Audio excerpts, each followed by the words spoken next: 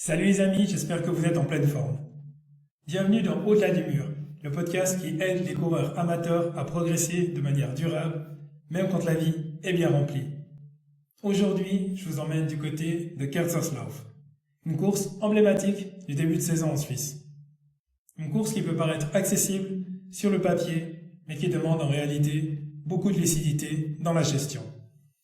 Dans cet épisode, j'ai envie de vous parler de ce qui rend cette course spéciale, de ce que j'ai retenu de ma propre participation, de la fameuse Ramsey Hill, des ravitaillements sur le 15 km et surtout de ce qu'un coureur amateur peut faire pour vivre cette course intelligemment, sans se faire piéger par l'enthousiasme du départ.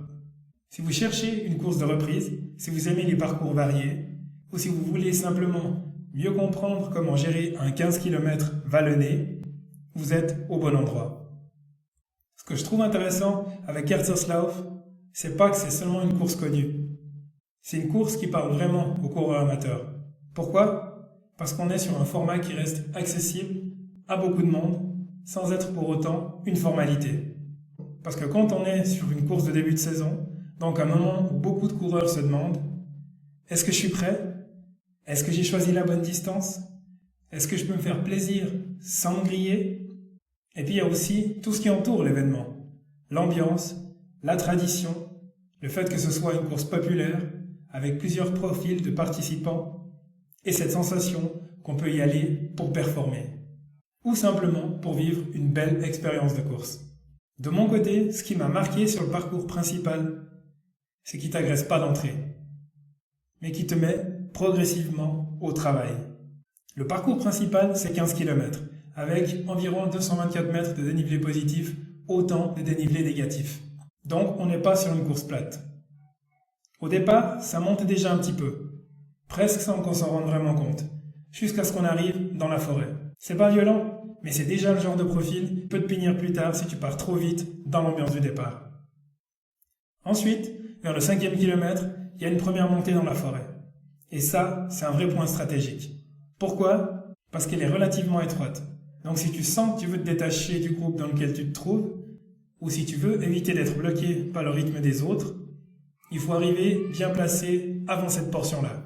Une fois cette montée passée, tu peux relancer. Et ensuite, le parcours y redescend jusqu'au grand moment de vérité, le fameux Ramsey Hill. Et franchement, quand on parle de Kaiserslautern, il y a un passage dont on se souvient vraiment. C'est Ramsey Hill. C'est une montée sèche, rude, une montée qui te met face à toi-même. Et moi, lors de ma dernière participation en 2025, j'étais vraiment très fier d'un truc tout simple. J'ai réussi à trottiner pendant toute la montée.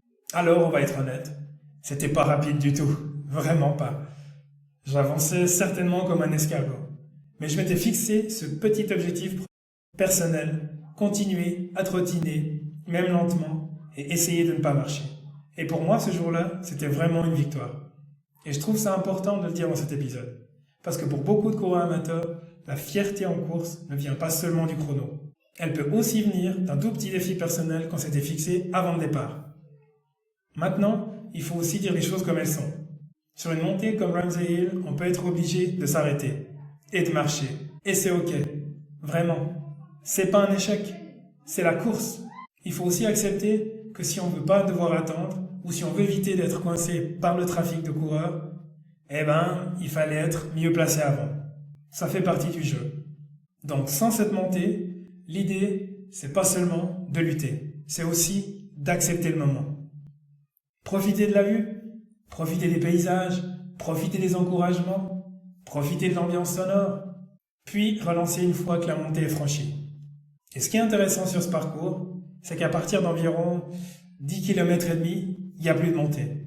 Ensuite, ça descend jusqu'à l'arrivée. Et là, on change complètement de registre.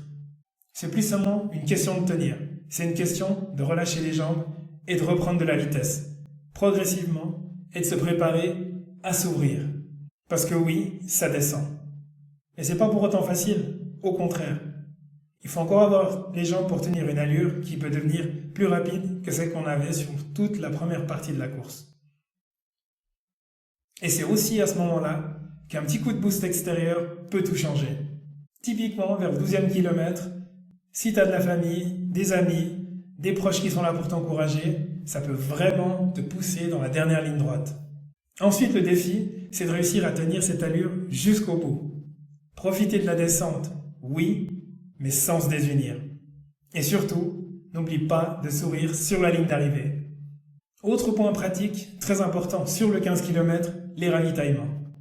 Sur ce parcours, il y a 5 ravitaillements au total, en comptant celui de l'arrivée. Et point important, ce sont uniquement des ravitaillements liquides. Le premier arrive au 4e kilomètre avec de l'eau.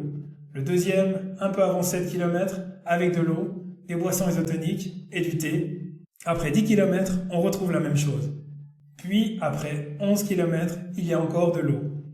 Et à l'arrivée, on retrouve à nouveau du ravitaillement liquide.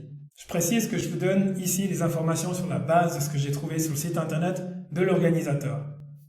Pour éviter toute erreur ou toute modification de dernière minute, je mettrai dans la description de l'épisode le lien vers la page officielle qui récapitule où se trouvent les ravitaillements et ce qui est proposé.